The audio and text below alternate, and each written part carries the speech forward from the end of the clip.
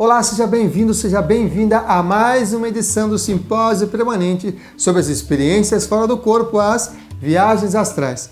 Esse projeto reúne uma série de entrevistas, palestras com diversos projetores, pesquisadores e escritores que compartilham suas experiências, técnicas e conteúdos importantes, especialmente para você interessado no assunto. E nesta edição temos o prazer de compartilhar a gravação que realizamos no Rio de Janeiro com Marco Antônio Coutinho, que é escritor, jornalista e massoterapeuta, estudioso da corporeidade, da morte e do morrer e das tradições sapienciais.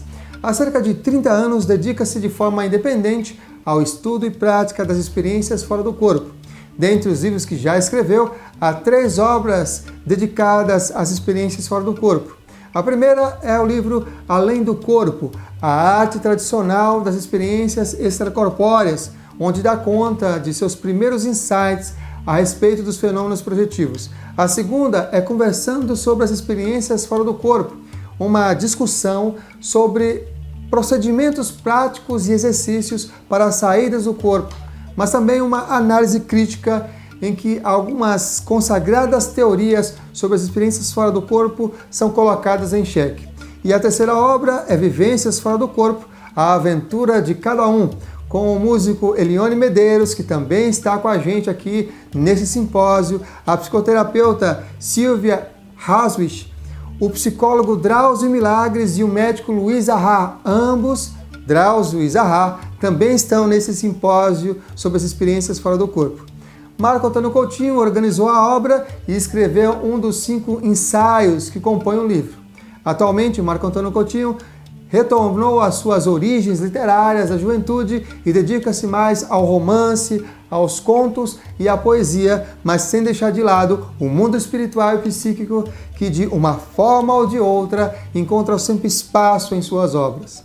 Lembrando que, se você tiver dúvidas sobre o tema, a melhor e a mais rápida forma de obter respostas é enviar um áudio para o WhatsApp para o número 11 98880 1545. Outra maneira é digitar suas questões no campo de comentários diretamente no nosso canal no YouTube. Que as melhores energias cheguem até você, discernimento, paz, luz e amor.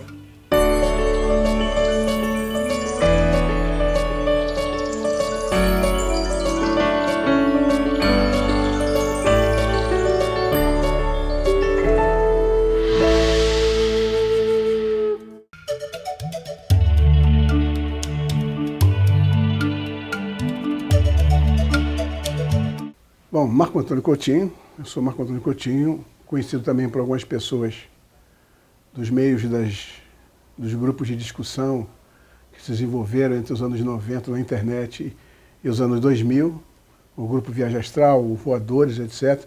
Fiquei conhecido como MAC lá, que são as iniciais do meu nome, né? Como Wagner Borges me chama até hoje, como o Drauzio também me chama. E eu sou escritor, sou jornalista e sou massoterapeuta. E sou um pesquisador, um estudioso e um praticante das experiências fora do corpo, que para mim são um elemento fundamental. É uma coisa pela qual eu tenho uma atração desde criança, né? Na adolescência eu comecei a ter as primeiras experiências consistentes. E um pouco depois eu resolvi articular as minhas pesquisas, as minhas buscas, para poder compreender um pouco mais isso, né? A teoria é importante. Existe um certo preconceito contra a teoria, mas a teoria é indispensável, né? Você pode ser uma pessoa só teórica, por exemplo. Aquelas pessoas que estudam a projeção através dos sujetos, dos laboratórios, aquelas coisas e tal. Mas você não pode ser só prático. Se você não tiver a teoria, você não contempla a tua experiência, né? A teoria é uma contemplação da experiência. E eu então resolvi me articular, não para criar uma teoria, porque eu acho que nessa área da projeção, como em outras áreas psíquicas, as coisas tem que ser em aberto sempre, não dá para fechar. E é assim então que a projeção, ela vem, como é uma coisa pela qual eu me interesso desde menino, eu já não sou nenhum menino, já tenho mais de 60, estou com 65 anos, então, mas desde menino eu tinha algumas experiências próximas disso. Na adolescência a coisa se aprofundou, e depois eu comecei a me articular teoricamente e fazendo a prática já sob a luz do pensamento da reflexão que eu realizava em torno disso. Minha profissão, as minhas profissões, vamos dizer assim, como escritor, como jornalista e como massoterapeuta, terapeuta corporal, a projeção está presente nelas todas. De uma forma direta ou de uma forma indireta. Seja eu escrevi artigos para jornais e tudo sobre projeção. Eu escrevi 3 livros sobre isso, um deles foi o livro com Drauzio Milagres, com a Silvia Ravix, com o Elione e o Luiz A. E 2 livros que eu escrevi sozinho sobre isso, né? E a própria, embora eu seja um terapeuta corporal, quer dizer, eu trabalho com imposição de mãos e com a massagem, mas eu trabalho numa perspectiva energética, né? E que passa pela, digamos assim, o grande capataz, o grande capitão das energias no corpo, que é o que eu considero que seja o corpo astral. Então essas coisas, a minha visão de mundo, pela minha profissão, pelo meu trabalho, influi muito na questão da projeção, e a projeção, como eu vejo, como eu pratico, como eu entendo a projeção, influi muito também na minha vida profissional. São coisas que estão ligadas. Sou um buscador, acima de tudo, atualmente, Marco Antônio Coutinho, escritor.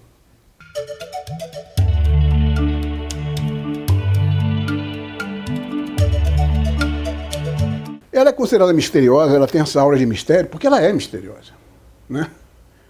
Então é claro que hoje existe uma discussão mais aberta em torno disso, existem experiências, as pessoas tendo experiências fora do corpo, que não estão necessariamente ligadas nos templos, nas religiões, xamãs, bruxas, não são necessariamente essas pessoas, né? E com a comunicação, com as formas de divulgação das ideias, a globalização e tudo, você descobre que projeção pode ter tanto aquele sacerdote, né, como pode ter um mestre taoísta, como pode ter uma dona de casa dali de Minas Gerais, né? E um executivo lá de Nova York ou de São Paulo pode ter projeções, quer dizer, é uma coisa do ser humano. Mas ela ainda tem muita coisa para descobrir, quase tudo, na verdade. A gente vê, por exemplo, ficou uma ideia aqui no Brasil, no mundo todo, mas no Brasil particularmente, uma discussão muito grande ali pelos anos 90, né? Que uma pessoa muito responsável por essa discussão, esse estímulo, foi o professor Valdo Vieira, que era um criador aí da proposta da projeciologia e tal. Embora houvesse outros trabalhos, outros livros, mas fora do Brasil. Aqui no Brasil nós tínhamos Hamilton Prado, mas já tinha falecido, o livro dele se tornou uma raridade. Wagner Borges, que conseguiu voltar com aqueles livros dele e tal. Então a gente tem essa questão de discussão muito ampla. Chegou-se a um ponto de um grande entusiasmo. Fizeram os grupos de discussão na internet, né? E aí a gente começou a ouvir assim, não, a projeção qualquer um faz, a projeção é... Você corta, né? Falando cinematograficamente, corta, vem parar nos anos 2000. Então você vê que aquele entusiasmo todo foi legal como divulgação. Mas até tem num livro meu, que eu coloco um artigo, é um livro crítico sobre a projeção, sobre essa questão toda, que eu coloco um título que é assim: sair do corpo não é tão difícil quanto se pensava antes, mas também não é tão fácil quanto se pensou há pouco, né? Não, vamos sair a projeção e tal, bababá. Então, ela tem essa dose de mistério. Existe até uma versão que eu considero totalmente equivocada, que dizia que as projeções eram secretas porque as ordens iniciáticas que dominavam aquilo queriam guardar aquilo como segredo para manter poder. Isso não tem nada a ver. O segredo era feito, então, da projeção e outras práticas para evitar a fogueira, o apedrejamento, aquela coisa toda, né? Eram buscadores e até mesmo quando eram reis que faziam isso, como no caso do Egito, né? Eles tinham que se proteger até que o povo estranhava aquilo. O povo queria mais aquela versão religiosa das coisas, né? Então, tinha que ter o segredo mesmo. Mas com o tempo essas coisas, né, tudo um dia vai ser proclamado nos telhados, né, como se diz. E ela veio e se tornou ampla e tudo. Mas quando as pessoas tiveram acesso a essa informação e foram se projetar, elas viram que não era assim tão fácil. E não se sabe tanto sobre projeção como a gente pensava que sabia. Então ela tem uma aura de mistério um pouco forçada, claro, por pessoas que gostam de fazer aquela aquele clima meio de mistério, né, tipo, eu saio do corpo, então eu sou melhor que você não tente fazer isso. Eu sou espiritual, mais espiritualizado que você, que é uma bobagem, tudo isso é bobagem, né? O cara que sai do corpo não é mais espiritualizado do que o que não sai. Eu conheço até ateus e pessoas totalmente descrentes do psiquismo que são muito mais espiritualizados do que o projetor, aquele cara que está pensando em iluminação, em evolução e tudo. Mas ela é um processo que é inerente ao ser humano, mas que a gente não sabe muito bem como e por que ela acontece, e vamos descobrindo aos poucos. E cada um tem a sua abordagem, cada um tem os seus motivos para tentar realizar a projeção ou para continuar realizando uma vez conhecido. Mas o mistério vem daí mesmo. Ela mesmo é uma questão, ela fala da relação entre o corpo físico, o nosso corpo físico, que é muito misterioso, nós não conhecemos também tanto quanto conhecemos sobre o nosso corpo físico, e essa dimensão mais sutil que é o chamado corpo astral. Né? Então são duas coisas, dois mistérios se relacionando e processando uma situação específica, que a gente não sabe bem como é que é. Então é natural, mas a gente resolve os mistérios pela experiência em primeira mão. Eu acho que é aí que se resolve, que se compreende mais pela compreensão vinda da experiência em primeira mão.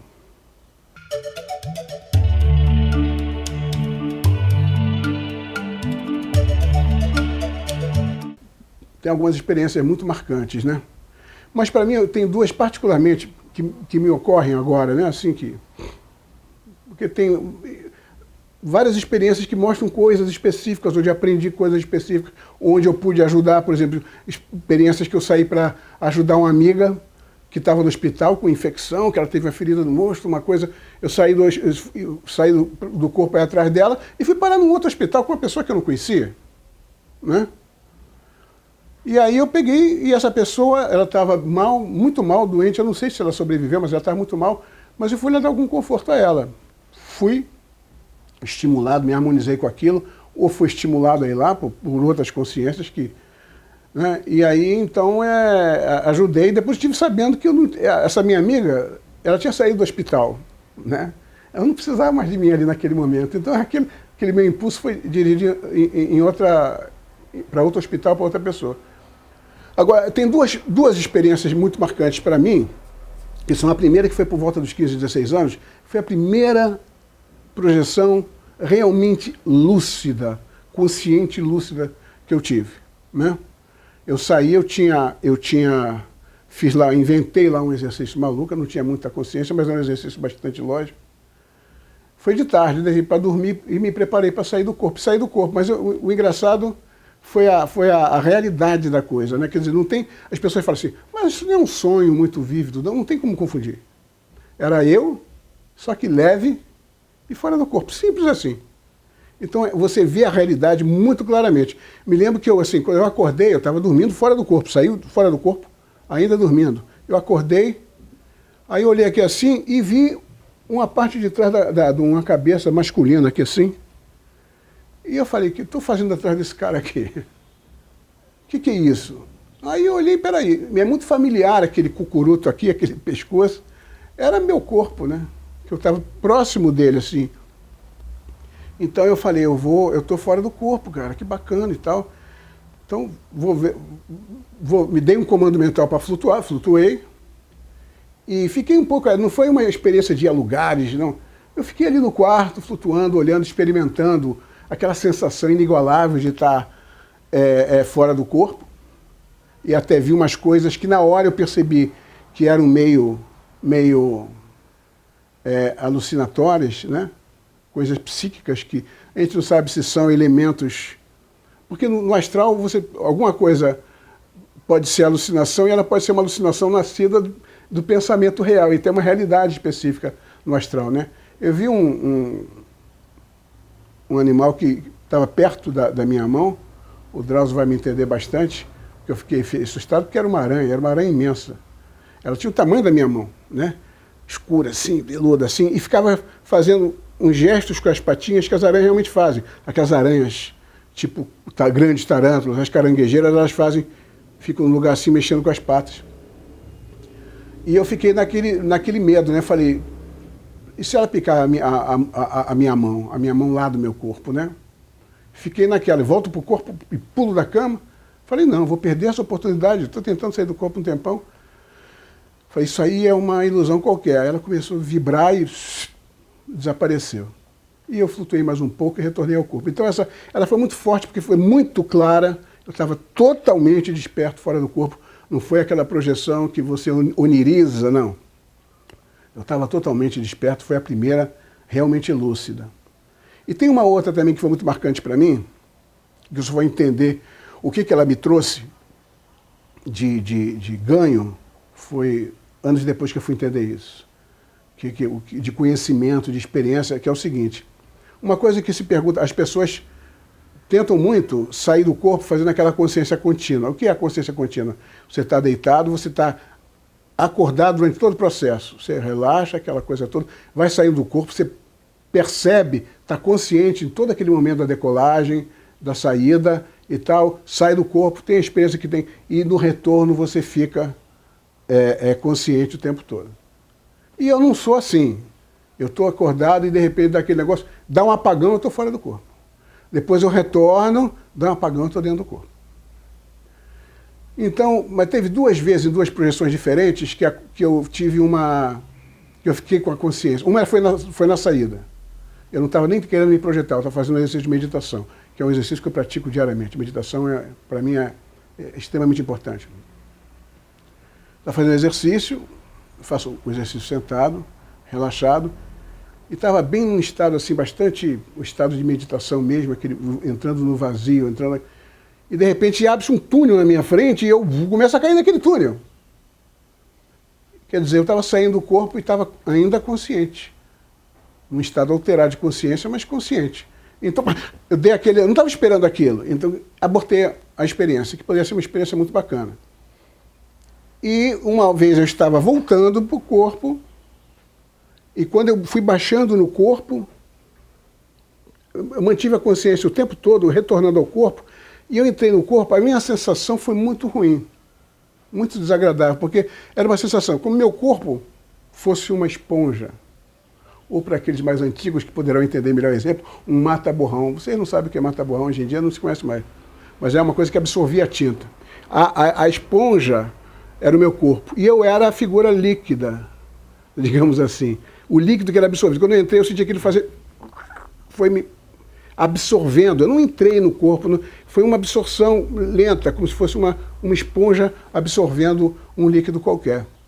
Aquilo foi muito desagradável, e eu muito paulatinamente fui passando de uma sensação de liberdade, de leveza, que é a sensação da projeção, para mim, para uma sensação pesada, como se eu estivesse sendo encerrado num escafandro, né? Eu entendi muito aquela frase de Platão e de Pitágoras, soma sema, né? O corpo como o túmulo da alma, mas que significa também outra coisa que a gente pode conversar depois. Mas esse aspecto tumular eu entendi muito bem. Então, naquele momento foi muito desagradável. Logo depois, eu abri os olhos físicos e tudo, já estava adaptado de novo, com aquele corpo mole como é, aquela atonia que vem do período das projeções ou do próprio sono comum.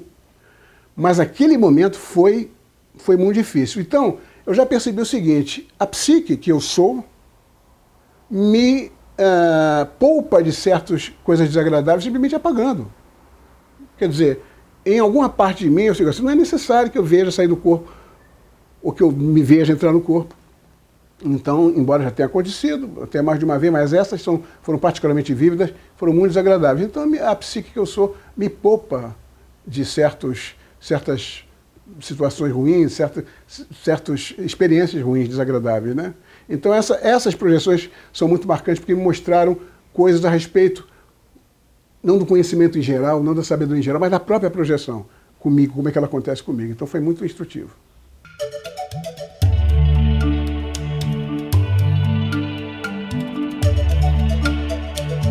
Iniciação, como nós entendemos no Ocidente, né? Ela é... A palavra iniciação vem do latim initium, começo, princípio, nascimento. Então, a iniciação ela é um processo que acontece das mais variadas formas, as pessoas, ela está se mostrando o tempo todo na vida da gente, mas a gente não tem consciência disso.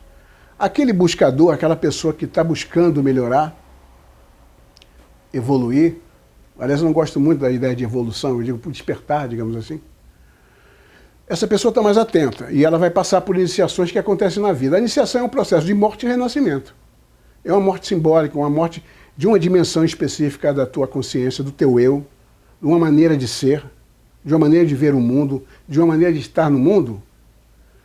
Uma morte causada, levada como extremo de uma série de acontecimentos, mas que aquilo amadurece você, é um processo já para que você já está amadurecido para passar por ele, aquilo termina de te amadurecer e você sai daquilo renascido. Agora, ela vai acontecer de várias maneiras. No dia a dia, na vida, a gente tem iniciações que acontecem, na vida familiar, na vida profissional, na vida pessoal, coisas que você vê, que você pensa, você tem aspectos iniciáticos.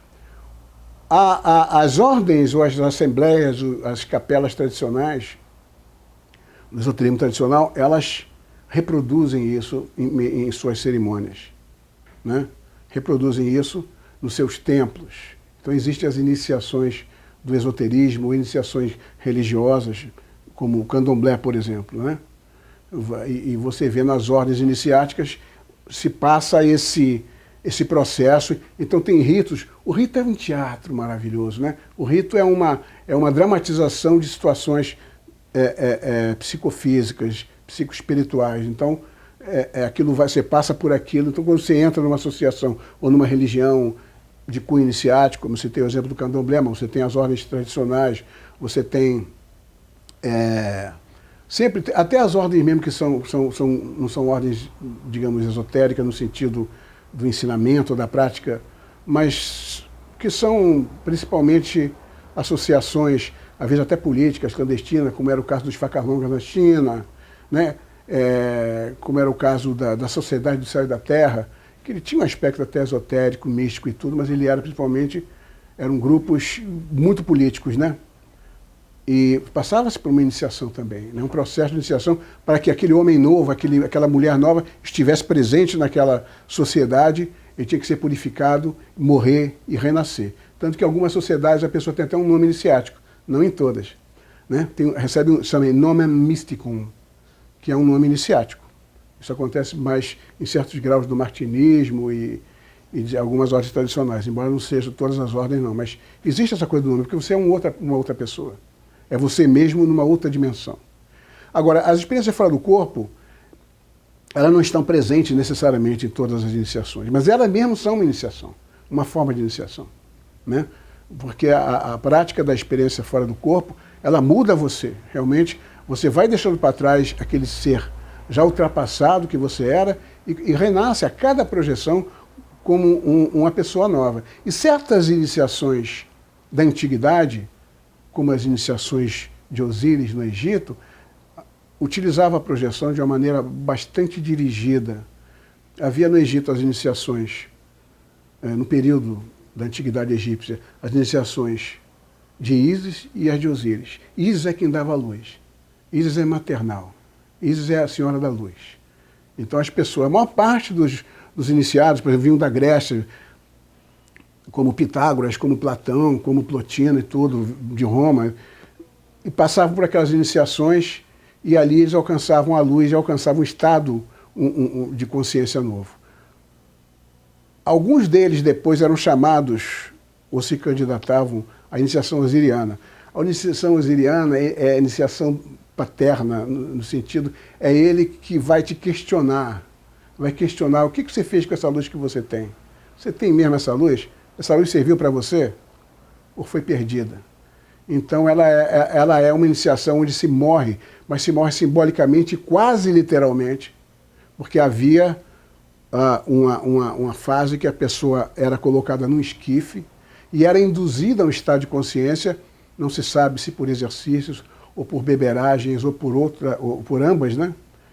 E ele tinha uma pequena morte, uma quase morte, que hoje chamamos de experiência de quase morte, e passava e ia encontrar com seus próprios fantasmas, suas próprias limitações, muitas vezes, como acontece na questão dos bardos, né, dos tibetanos, muitas vezes coisas que eram fantasmas que o assombravam, personificadas, e ele tinha que enfrentar aquilo de uma maneira iluminada, de uma maneira equilibrada, de uma maneira nova. Aquele ser novo, ele tinha que superar aqueles medos.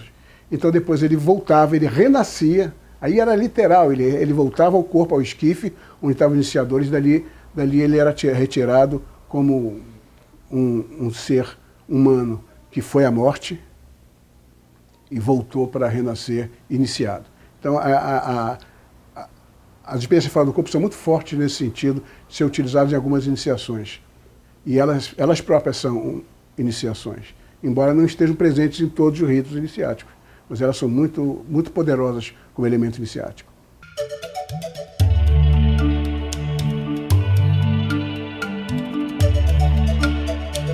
Bom, as experiências fora do corpo, elas são assim, alguma coisa bastante misteriosa, e ao mesmo tempo alguma coisa muito íntima do ser humano, né?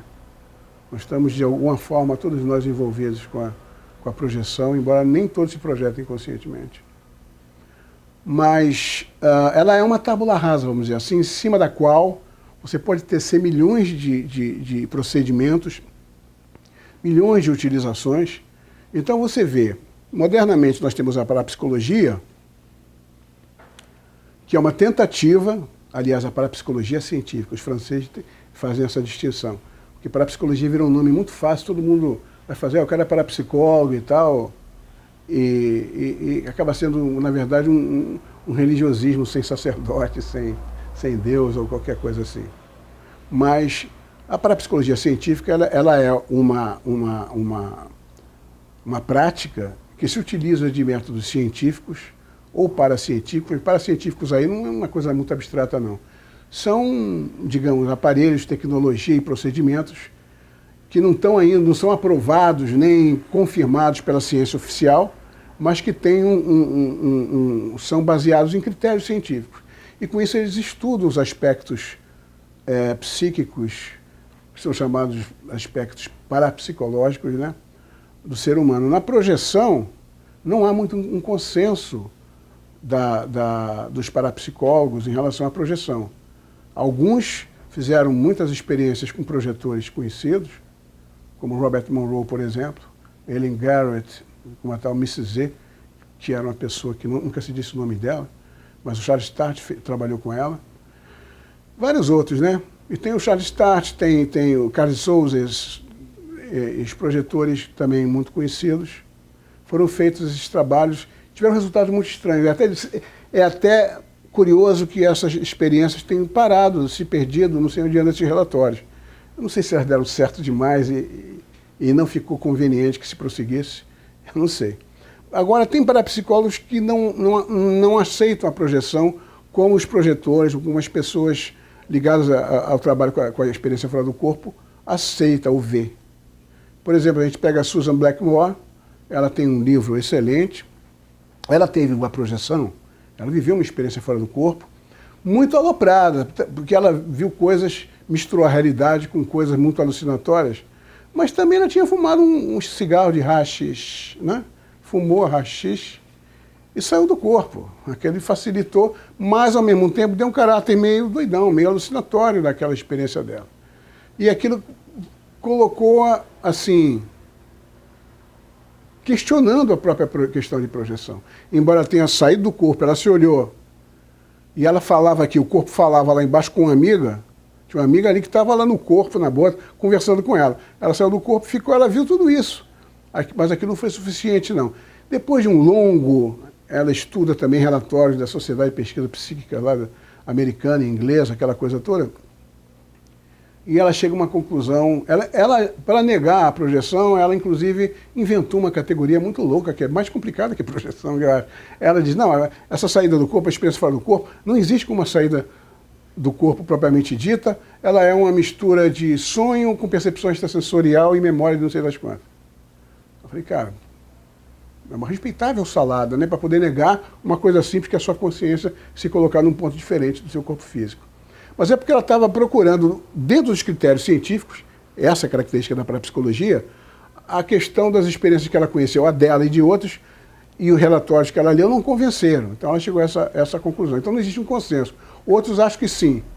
Pelos experimentos que eles fizeram com projetores em laboratório, existe alguma coisa, a consciência de alguma forma se separa, vai para um ponto separado do corpo físico e percebe as coisas desse ponto. Então a parapsicologia é isso, ela está estudando, mas não existe um consenso, e nem é para ter, né? Porque é uma pesquisa, então cada um tem uma abordagem, tem uma ideia, chega às suas conclusões, é basicamente isso. A projeciologia já é diferente, já é uma outra história. Já é uma proposta do Valdo Vieira, do Dr. Valdo Vieira, de se criar uma neociência a partir das experiências fora do corpo, cujo nome também é projeção da consciência, projeção astral e tal. Então ele criou fundiu o termo projeciologia para criar essa neociência, que atualmente não tenho visto, desde que ele voou lá para o outro lado do Rio, eu não tenho lido mais nada sobre a projeciologia, não tenho visto nada, não tenho... Ele deixou o Instituto, deixou todos aqueles projetos prontos e tudo, mas eu não sei há quantas anos da projeciologia, mas é essa a ideia, criar uma neociência a partir da experiência fora do corpo. Os trabalhos iniciáticos usam, nem todas as escolas iniciáticas fazem uso da projeção. Algumas se utilizam para as iniciações, mas principalmente como instrumento de trabalho, né? Para conhecimento, autoconhecimento, que é principal individualmente que você realiza para você mesmo com as experiências fora do corpo e para ajuda aos outros, né? Então as ordens iniciáticas utilizam assim. Digamos, aquelas que têm ensinamentos, porque nem todas têm ensinamentos. Algumas trabalham com símbolos e tal. Contemplação dos símbolos e para suscitar estados de consciência é outra história. Mas quem trabalha com ensinamentos, assim como a MORC, por exemplo, né? Elas vão utilizar a projeção como instrumento de trabalho, como utilizam outras formas de automanipulação psíquica, né? E os independentes são aqueles que eles não estão ligados a nenhuma escola, nenhuma religião, podem até já ter passado por alguma delas, mas não estão. Eles procuram fazer a sua própria abordagem, vive a sua experiência, procura entender a experiência dos outros e vai trabalhando isso. Hoje em dia tem muito, não é sequer uma tendência, porque são várias abordagens. E o bacana da história é justamente isso, né? Você pega, às vezes a pessoa até conversa, são amigos. Um estuda, tem uma abordagem específica, chega a conclusões. O outro chega a outras conclusões. E às vezes essa troca enriquece as duas partes. Então eu acho que a coisa do independente vai inclusive enriquecer aquelas religiões e as ordens esotéricas, para a psicologia. Quem estiver aberto para essa variedade de experiências que advém da abordagem independente das experiências fora do corpo.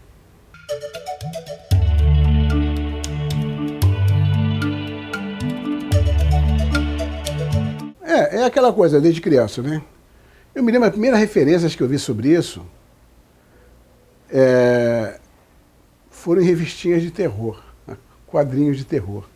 As coisas, o cara saia do corpo, eu falei, mas que barato. Em geral era o bandido que saía do corpo, né? Era o malvado. Mas eu me simpatizava com o bandido mesmo, o malvado. Eu falei, esse cara é genial, pô. Então, eu ficava com aquilo, com aquela ideia. Eu tive depois conheci algumas pessoas espíritas que falavam-se dele, que já tinham saído do corpo e aquela coisa toda. E nos anos 60 essa discussão aumentou, começaram a chegar livros aqui importantes, alguns até meio ficcionais, mas traziam boas informações sobre a projeção, como era o caso da Terceira Visão, né, de Lobsang Rampa, que era um ocidental que se fazia passar por um lama tibetano, mas ele conhecia muito bem aquela questão daquela mistura de bruxaria com budismo, que é o lamaísmo, né? E então essas coisas foram se aperfeiçoando, até que eu resolvi tentar. E tive algumas experiências muito esparsas, muito rápidas, até aquela experiência que eu narrei aqui, já na adolescência, que eu vi aranha perto da minha mão e tudo. E me interessei muito por aquilo, é uma coisa que me interessa muito. Eu comecei exatamente lendo livros de fantasia, coisinhas de terror, e depois fui me aprofundando, lendo mais livros de conhecedores e procurando fazer o mesmo. Descobri em mim essa prática e essa arte, né?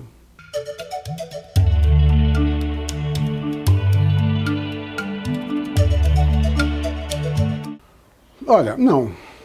Você vê, corpo de ressurreição e corpo glorioso, sim, são coisas próximas ou até a mesma coisa. Perispírito é uma outra história. Perispírito é uma das abordagens do chamado corpo astral, né? É uma abordagem espírita, Kardec, né? que eles consideram, e é uma conceituação também, porque as pessoas não são unânimes dizendo o que é o corpo astral, do que ele é constituído, como é que é. Cada um tem uma visão, cada grupo tem uma visão, mesmo assim, cada indivíduo tem a sua visão. Para os espíritas é o perispírito, que ele seria o quê? Um envoltório do espírito. Que o espírito, para o espírita, é o que a maioria de nós chama de alma. O espírito, para mim, é outra coisa, não tem a ver com aquela, né? Então, o perispírito é isso, é uma visão espírita, uma conceituação, um conceito espírita do que mais genericamente se chama de corpo astral. O corpo glorioso é uma outra história. Corpo glorioso, corpo de ressurreição, seria, aí já é uma questão alquímica meio complicada, né? Ou seja, seria um momento, uma consecução a qual alguns chegam, né? Que seria de realizar uma síntese entre o físico e o espiritual. Então você vê nos mitos, nas grandes personalidades da história da tradição, da história da espiritualidade, você vê a manifestação desse corpo glorioso. E também em tempos modernos. Na antiguidade você vê, por exemplo, o exemplo mais assim típico e conhecido é Jesus Cristo. Você entra no mérito da existência histórica de Jesus, mas eu falando da história dele, do mito, digamos assim, a gente tem aquela parte em que ele passa pela crucifixão e que ele passa pela ressurreição, e há uma perseguição àqueles que andavam com ele, que ainda não eram chamados cristãos, né? Mas que eram os apóstolos, aqueles caras todos, e os discípulos que vinham ligados àqueles apóstolos e tudo. E os apóstolos estavam fechados numa casa onde eles se reuniam, e meio escondido para escapar da repressão, até deixar aquela onda passar. E então Jesus se manifesta no meio deles. Jesus, que eles consideravam morto e que já havia sido visto por Madalena, e eles não acreditam quando ela fala que viu o mestre, mas ele é como se ele atravessasse a parede, e os apóstolos chegaram a pensar que ele estava ali em espírito, né? Provavelmente uma projeção, uma saída do corpo, uma coisa assim. Ou o espírito dele já não tinha mais corpo, teria morrido, já não tinha mais como... Então acharam que ele estava ali, era em espírito, era a alma de Jesus, do mestre deles. Mas aí Jesus mostra para eles as marcas da crucifixão, né? Que estavam regenerando.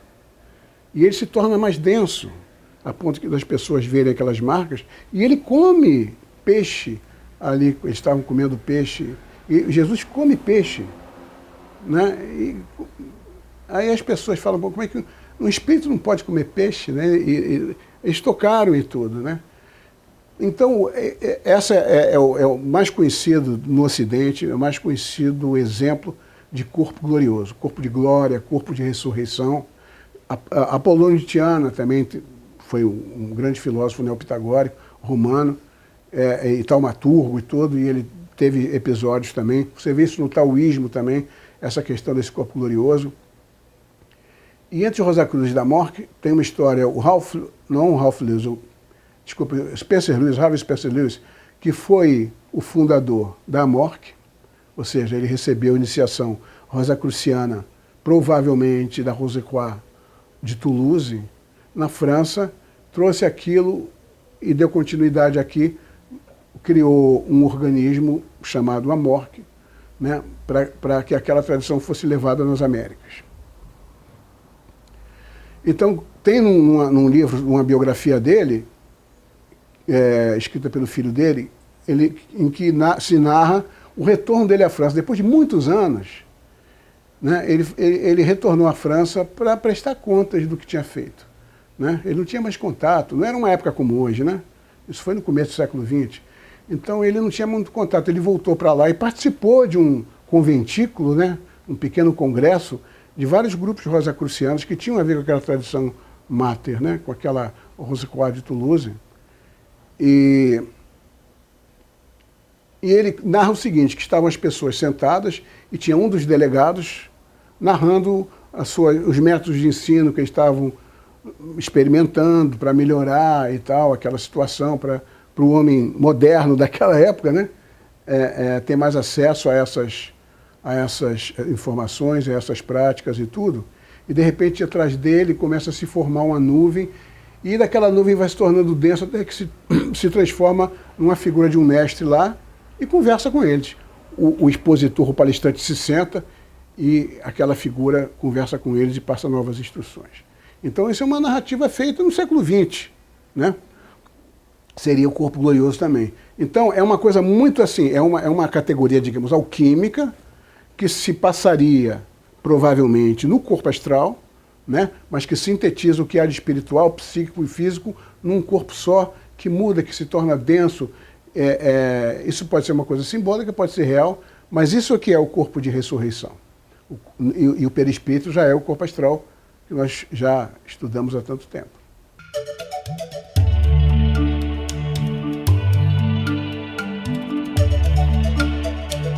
Isso são categorias que a gente usa para entender aspectos da mente, né? E são categorias que são abordadas de maneira diferente. Se você vê, por exemplo, na psicanálise, eles vão dar uma ideia consciente, o subconsciente, que é, digamos, aquela parte mais imediata, que está lá um pouco subjacente, mas que você tem acesso, né?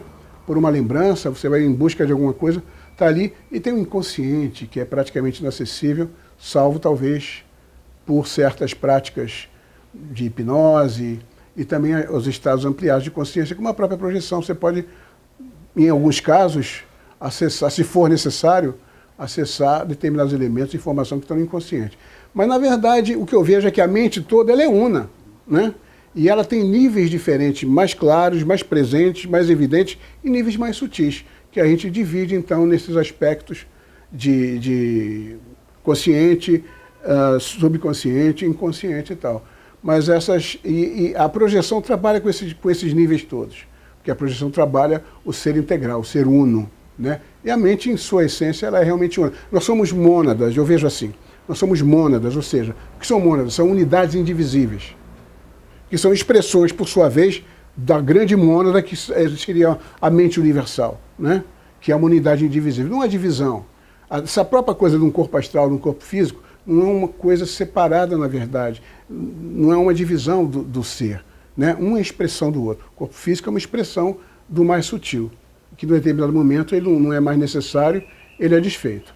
Mas, basicamente, a mente una é se manifestando, esses outros aspectos da mente são a mente una se manifestando de maneiras específicas.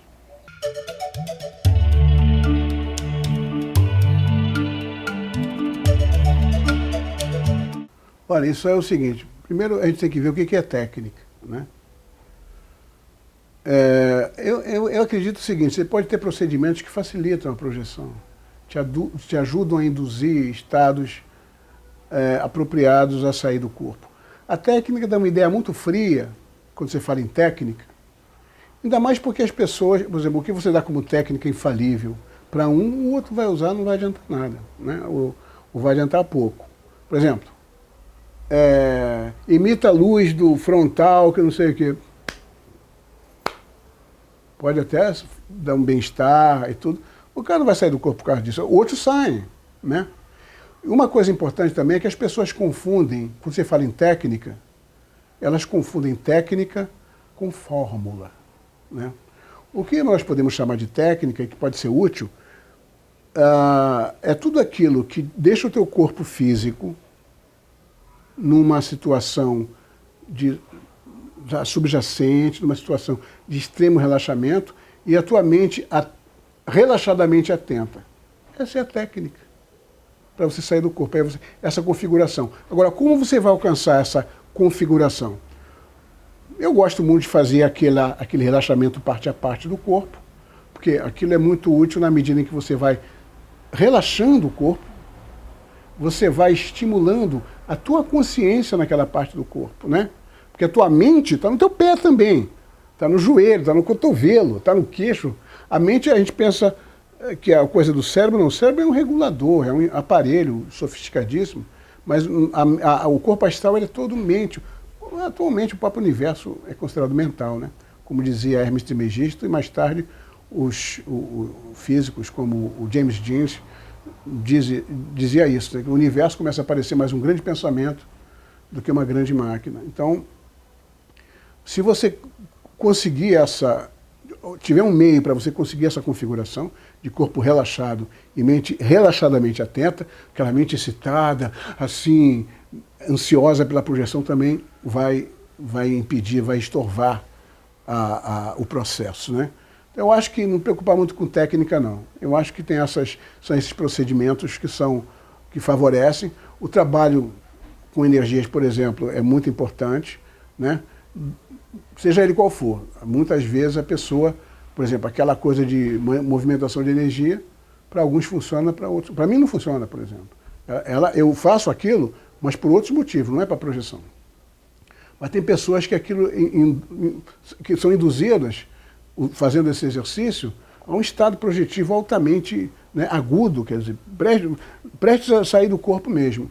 Então não existe uma técnica melhor, porque as pessoas, embora existam na projeção, existam coisas que são comuns a todos, essa configuração que eu falei é comum a todos. Mesmo que você possa se projetar até andando de bicicleta, de motocicleta, como o Valdo Vieira já saiu do corpo andando de motocicleta. Eu conheci uma moça em Curitiba que aí já é um outro lado da coisa. Chega um lado que são as patologias projetivas que eu considero, né? A moça, ela caminhando pela rua, ela saía do corpo, eu ficava flutuando lá e vendo o corpo dela, tá caminhando igual um autômato, né? Isso aí já é um problema. Mas você pode até sair do corpo até andando de moto e tal, e pode sair do corpo num acidente também. Tem mil maneiras de sair do corpo, mas que não são necessariamente positivas. Não são... Você pode sair do corpo, por exemplo, dirigindo. Quem dirige sabe que você às vezes está dirigindo, conhece aquele caminho, passa as marchas, faz aquilo tudo e está pensando numa outra coisa. Muitas vezes você pode se projetar assim. Eu soube de caso de uma pessoa, mulher que saiu do corpo dirigindo porque ela tinha esquecido de desligar, isso nos anos 40, desligar um aparelho lá de aquecimento com as crianças que ela estava colocando no banho. O marido dela teve um acidente, estava no hospital de outra cidade, no meio do caminho ela não sabia se voltava para ver se desligou aquilo, ficaram as crianças pequenas sozinhas, ou o marido não sabia se ia morrer na ausência dela enquanto ela não chegasse, e no meio ela ficou tão assim, ela tinha tentado a projeção muitas vezes, ficou naquele impasse, ela saiu do corpo. Foi lá, apareceu para as crianças, mostrou para as crianças como é que faz para desligar aquilo, que era um mecanismo complicado, e depois ela voltou para o corpo e continuou. Mas o carro, porque atividades como direção, você usa muito aquela mente mais subjetiva, né? Você vai muito no automático, às vezes você está pensando, tem uma conta que eu tenho que pagar não sei o quê, ou então aquele cliente eu vou não sei o quê. Quando você vê, você já passou um monte de ruas e está chegando, né? Então a questão mas a projeção ideal, ela é feita, a maneira ideal é feita com o seu corpo protegido, relaxado também, não só ideal, mas é menos difícil, digamos assim, é que você esteja bem relaxado, com a mente relaxadamente atenta. Como você vai conseguir essa configuração? Vai variar de mil maneiras, tem exercícios que algumas pessoas gostam mais do que outras pessoas vão gostar, e assim sucessivamente. Você vai buscar qual é a maneira mais apropriada para você, para a tua configuração psicofísica, para você atingir aquele estado e sair do corpo, ter a sua experiência.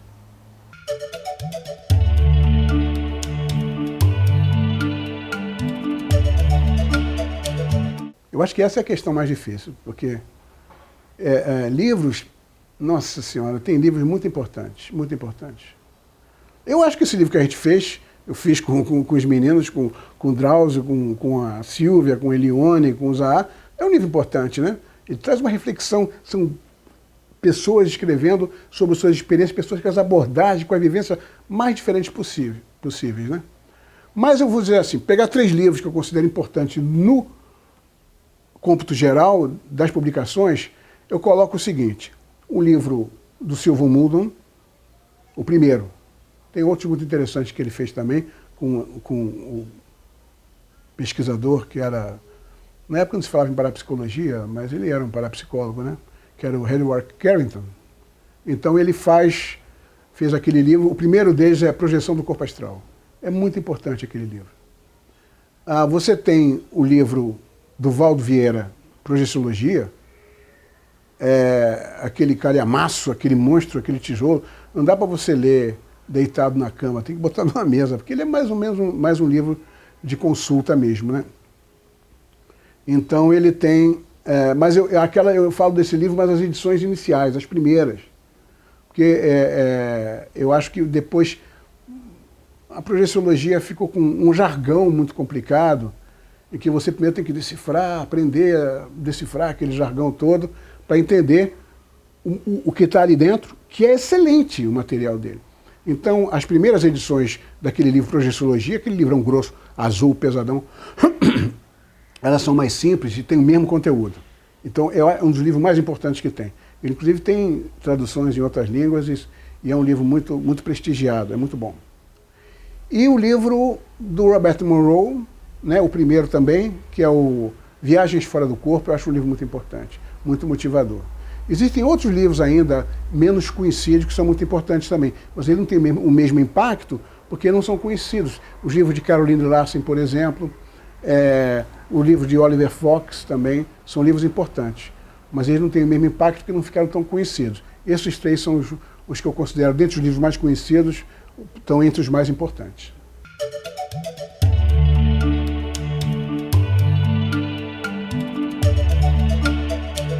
Eu queria agradecer, primeiramente, a esse convite que foi feito para participar dessa programação aí, desse simpósio permanente das experiências fora do corpo.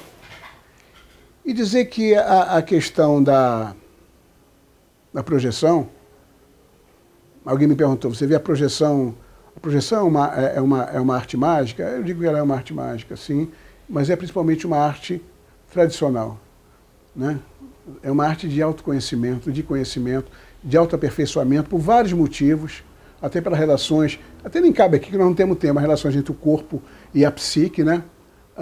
Na projeção tem um aprendizado muito importante em relação às suas emoções, à tua identidade, a ponto de Pitágoras dizer, quanto mais vezes a alma estiver separada do corpo, nesta vida, ela se torna melhor. Ela aprende a ter uma autonomia, né? Que o corpo a protege, o corpo alinha as emoções, você sai do corpo, as emoções ficam meio soltas, mas com o tempo você vai arrumando. Então, tem 1000 aspectos da projeção, eu acho muito importante que seja feita a projeção. Tem pessoas que têm mais facilidade do que outras, né? Tem aqueles que saem do corpo com facilidade, aqueles que saem por exercícios, por tentativa e erro, e tem aqueles que passam a sair a partir de uma certa idade devido a algum incidente em suas vidas. São esses basicamente os três.